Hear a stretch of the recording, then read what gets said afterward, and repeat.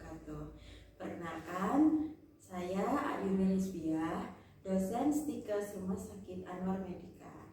Saya menyelesaikan sarjana di program studi Kimia Universitas Erlangga pada tahun 2008 sampai 2012. Kemudian saya melanjutkan Magister Kimia di program studi S2 Kimia di Universitas Erlangga pada tahun 2012 sampai 2014. Spesialisasi saya di bidang kimia organik. Pada hari ini saya akan menjelaskan tentang teknik pengajaran saya melalui metode DIA, Delivery, Interaction, and Assessment. Adapun pemaparan ini dalam rangka untuk unjuk kerja bukti pelaksanaan Tridharma Perguruan Tinggi bidang pengajaran pada salah satu mata kuliah yang saya ampu, yaitu mata kuliah Kimia Dasar. Sebelum saya menjelaskan lebih lanjut mengenai teknik pengajaran saya, terlebih dahulu saya akan menjelaskan tentang deskripsi singkat dan luaran yang diharapkan dari mata kuliah Kimia Dasar.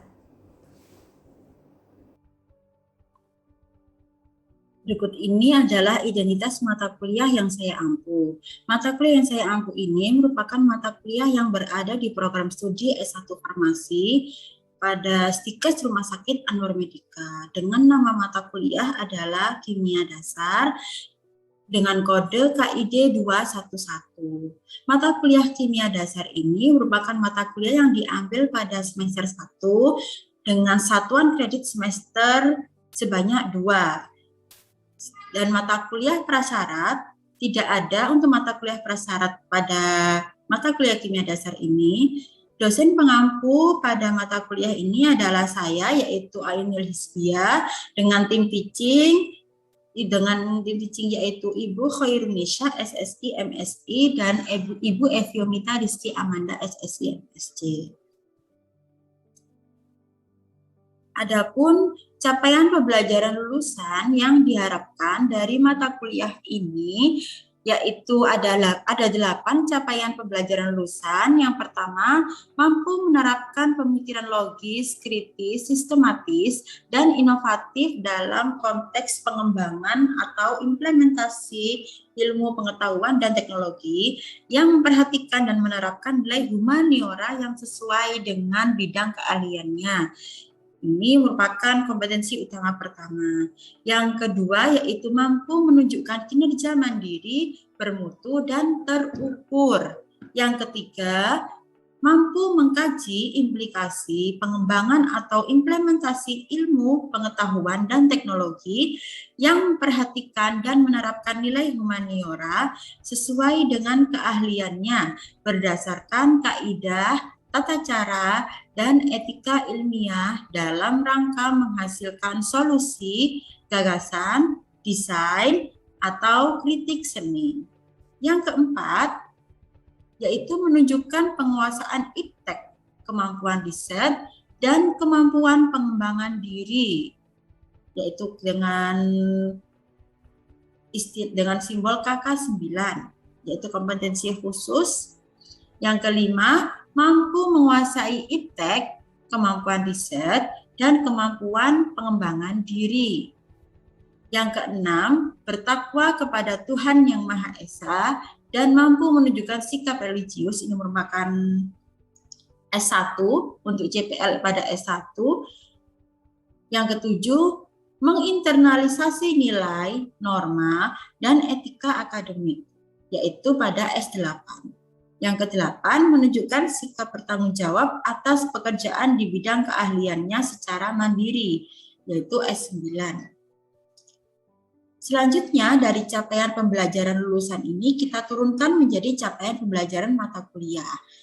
Dan yang mana dari capaian pembelajaran mata kuliah nanti akan diturunkan menjadi sub capaian pembelajaran mata kuliah, dan sub capaian pembelajaran mata kuliah tersebut akan menghasilkan suatu topik-topik perkuliahan yang akan disampaikan pada mata kuliah Kimia Dasar.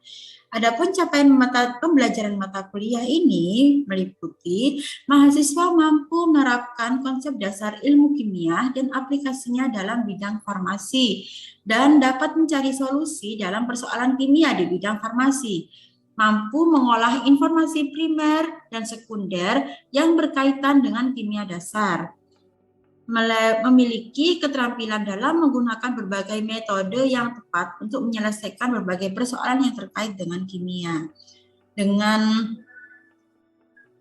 level K5 atau kognitif 5, afektif 4, dan psikomotorik 3. Selanjutnya, deskripsi mata kuliah. Deskripsi mata kuliah ini, mata kuliah kimia dasar ini merupakan mata kuliah dasar yang bersifat wajib bagi mahasiswa program studi S1 Farmasi.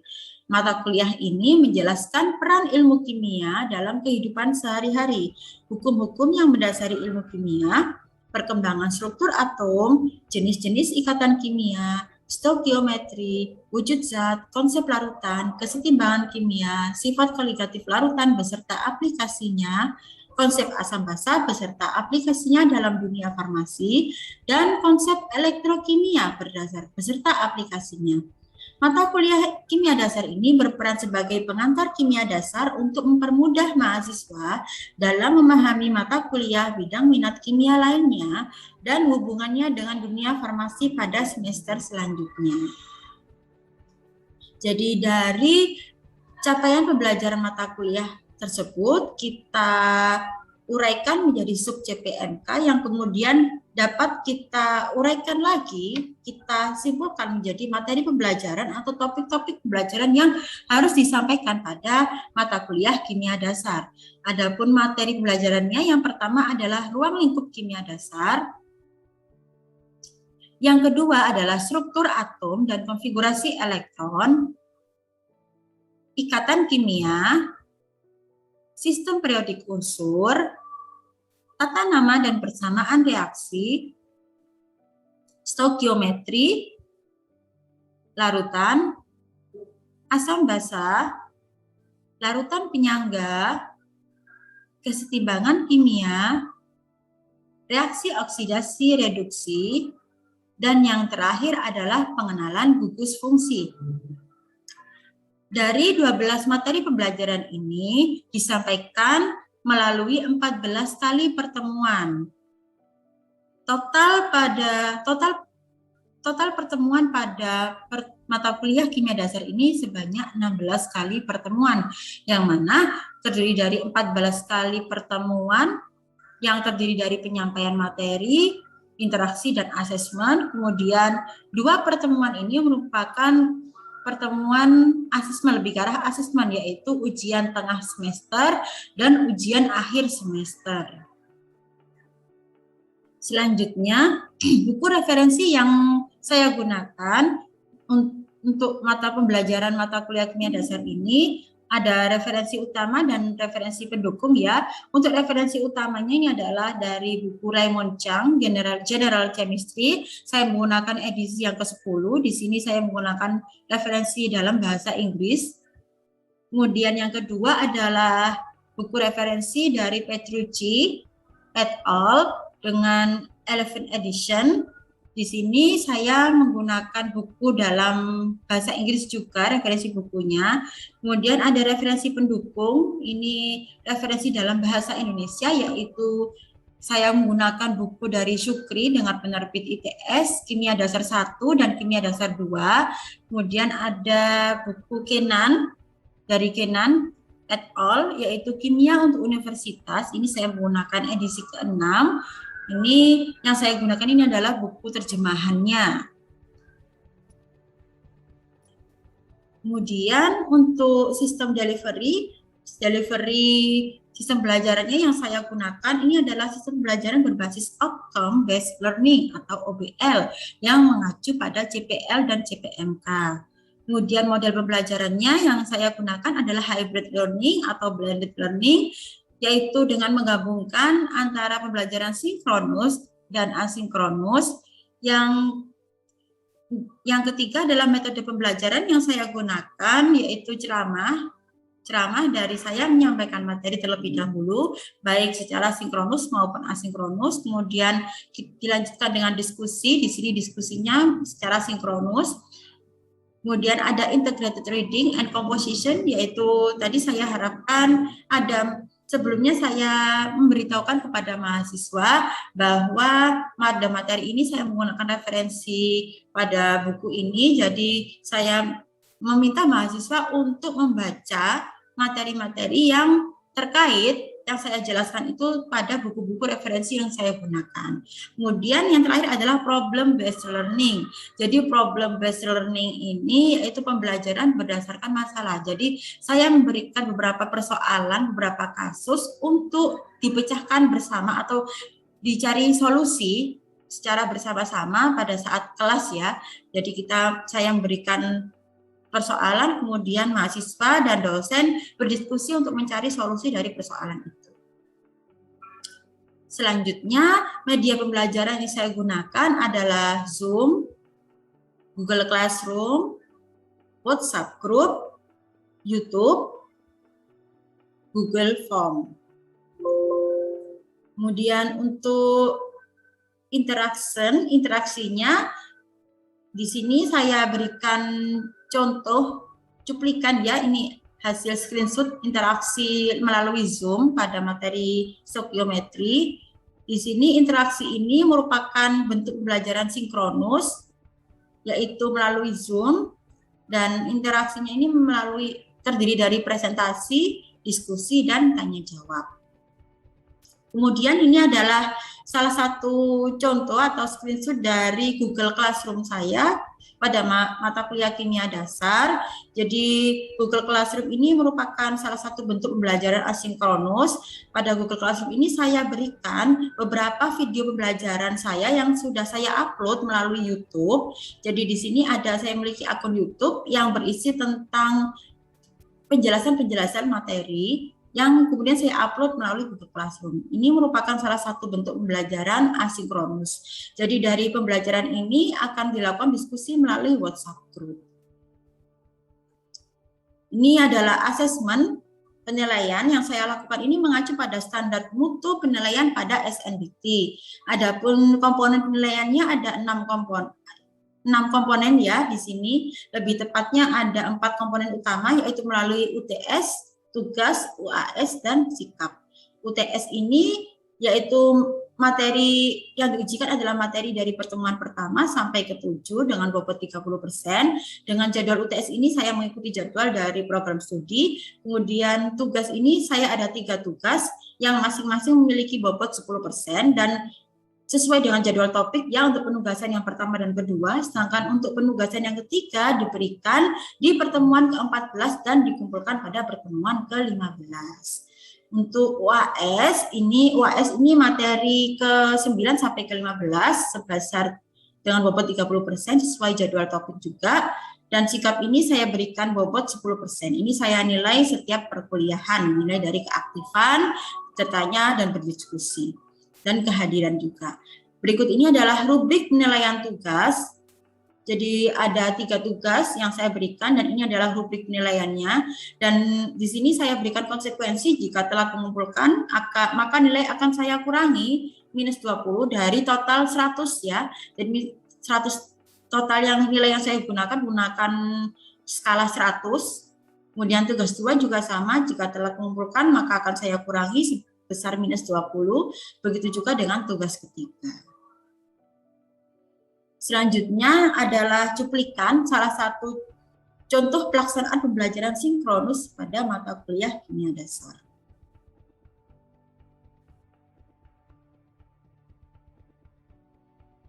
Yang ketiga, menyetarakan persamaan reaksi, memperjelas dengan menambahkan wujud zat. Nah, ini selanjutnya contoh penulisan.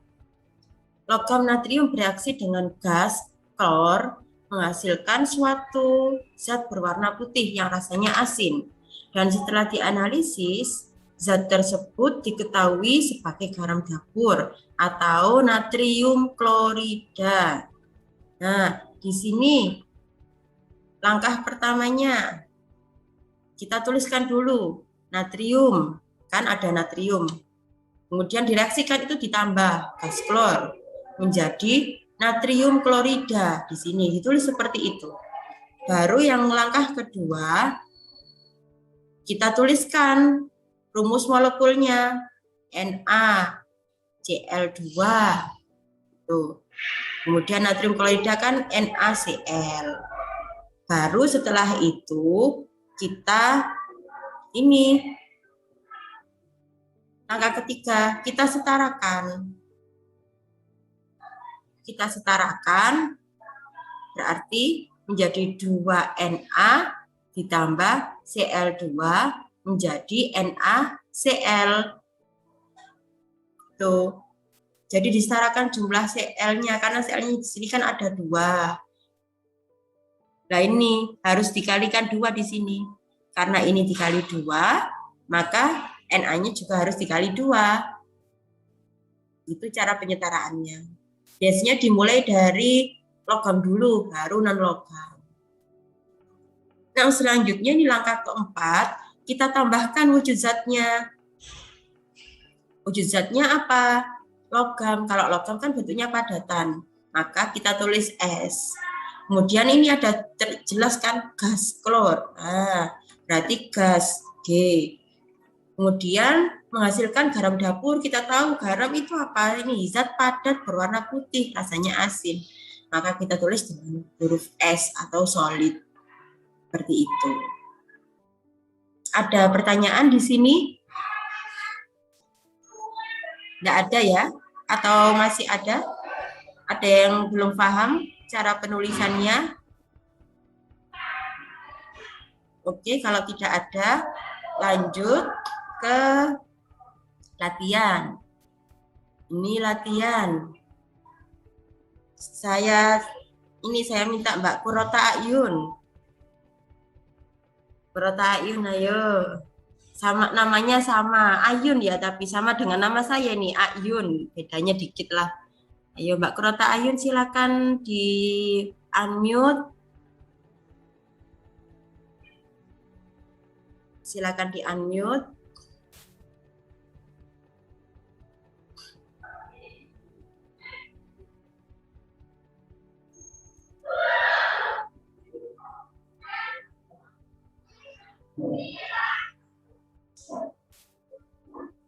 Mbak Kurota Ayun. Nggih, dalem, Bu. Ayo nggak apa-apa.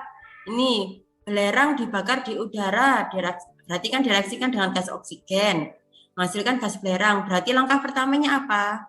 Di-unmute aja nggak apa-apa. Untuk langkah pertama itu kita harus tahu nama senyawanya terlebih dahulu. Nah, berarti langkah 1 ditulis apa?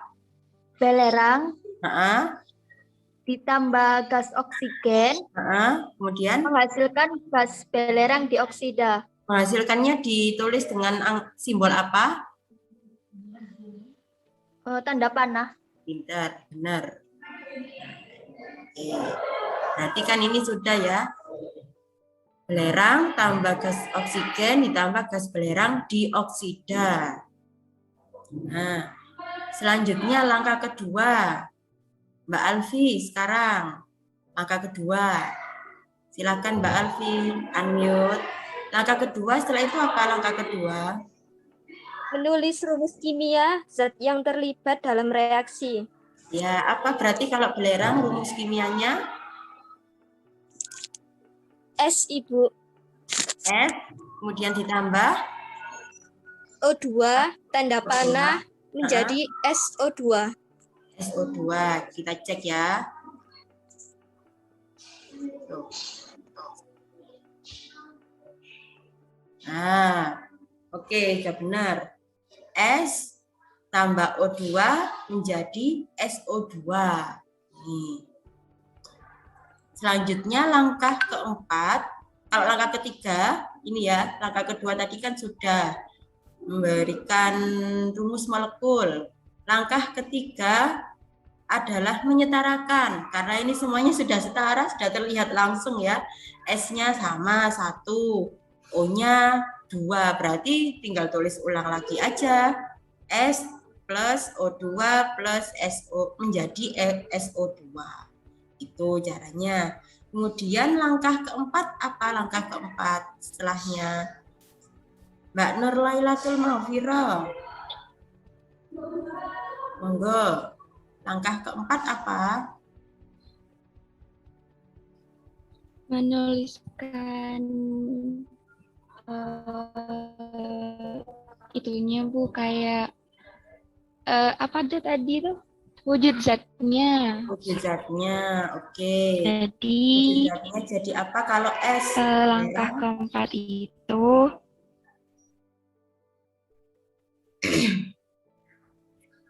barang itu zat S. Terus kalau O2 itu gas, G menghasilkan SO2 gas. Gas juga. Gas itu apa?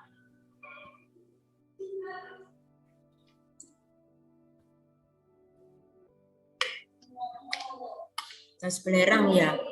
Sinyalnya terputus-putus ini Mbak Nur Lailatul ini. Oke, Ibu. Oke. Kita lihat. Oke, benar Mbak Nur Lailatul Mahfira. Sudah benar ya. Jadi langkah pertama tadi nuliskan namanya dulu. Setelah nulis nama, langkah kedua kita tuliskan rumus molekulnya. Diubah dari nama menjadi rumus molekul. Kemudian langkah ketiga tuh kita setarakan. Kita setarakan. Langkah keempat kita tulis wujud zatnya. Ini yang sering terlupa karena di langkah keempat. Sering sekali terlupa. Padahal wujud zat itu juga penting. Selanjutnya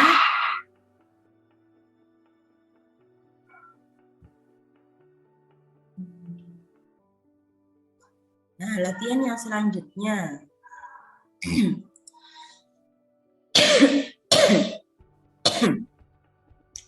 Kristal kalsium dimasukkan ke dalam larutan asam klorida menjadi larutan kalsium klorida dan gas hidrogen.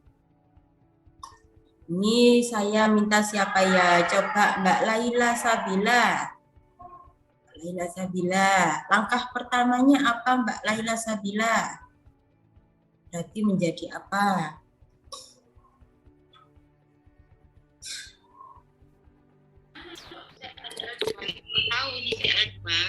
Halo. Ya, dengar Mbak. Silahkan menjawab. Langkah pertamanya itu pertama nulis zat-zat yang terlibat dalam reaksi. Jadi kristal kalsium plus larutan asam klorida atau HCl, larutan asam klorida, tanda panah, larutan kalsium klorida plus gas hidrogen. Oke, benar. Cek. Oke. Sudah benar jawaban dari Mbak Laila Sabila. Selanjutnya untuk langkah kedua, Mbak Rimba Setia Buana. Nih, langkah kedua Mbak Rimba Setia Buana. Setelah langkah pertama tadi kan menuliskan nama. Kemudian langkah kedua apa Mbak? Bu. Ya. Langkah keduanya apa?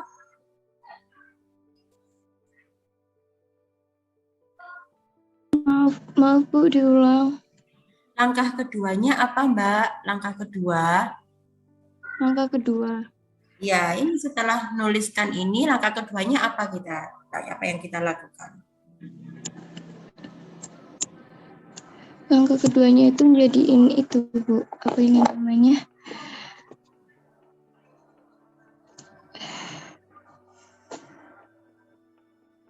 Menjadikan apa? Rumus molekul. Iya, itu. Ya.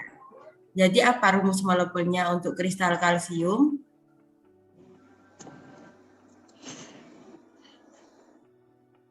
Kristal kalsium.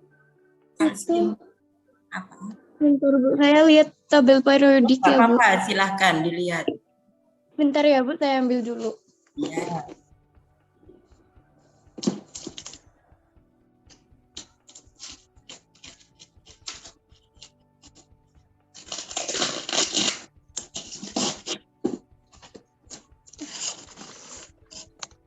Bentar ya, Ibu. Iya.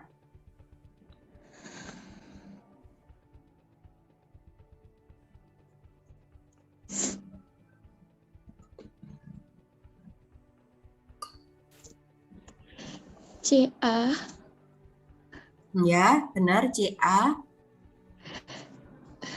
tambah tambah asam klorida itu apa? Sudah ada di asam soal? klorida Rumus molekulnya sudah ada di soal. HCl. Ya, HCl menjadi kalsium klorida. Nah, kalsium klorida itu apa? Namanya rumus molekulnya? Kalsium klorida itu bentar ya, Bu.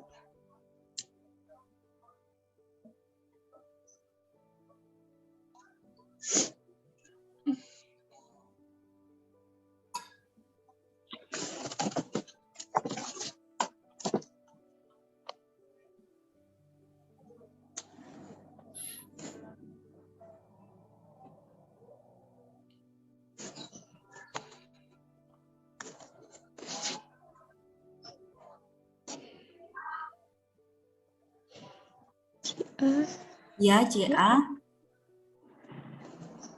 Klorida itu apa? Cl. Ya, berarti CaCl2.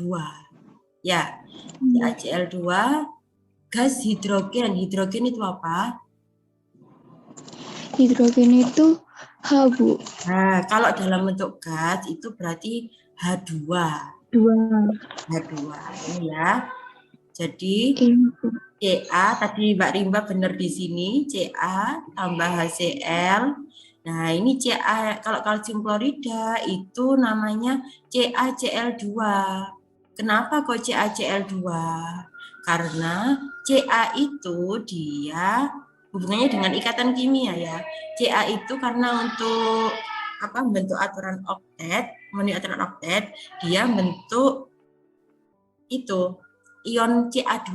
Sedangkan Cl dia Cl-. Sehingga untuk membentuk ikatan dengan Cl, maka Ca membutuhkan 2 Cl sehingga CaCl2. Ini hubungannya dengan ikatan kimia. Kalau yang ada di lupa ikatan kimia atau tentang pengionan, coba di-review ulang lagi materi-materi yang sebelumnya. Kemudian untuk H, gas hidrogen, gas itu biasanya berupa berpasangan diatomik molekulnya. Jadi jarang sekali yang sendirian, kayak gas oksigen berarti pasti berupa O2. Gas hidrogen H2, gas nitrogen N2. Jadi jarang sekali, atau gas klorin. Gas klorin itu kan Cl2. Jarang sekali yang bebas, kecuali gas-gas di golongan gas mulia, kayak helium. Kan pasti nggak mungkin ada He2, pasti langsung He gitu aja. Gas He. Itu ya. Kemudian selanjutnya langkah ketiga kita setarakan ini. Penyetaraannya berarti dicek dulu Ca-nya berapa, Cl-nya berapa, H-nya berapa. Nah, ini penyetaraannya saya mau meminta bantuan Mbak Carolina, Icasia Carolina. Saya pin. Nah, silahkan Mbak Icasia Carolina, penyetaraannya ini jadi bagaimana jadinya? Itu kan yang pertama itu kan ada Ca ya, Bu.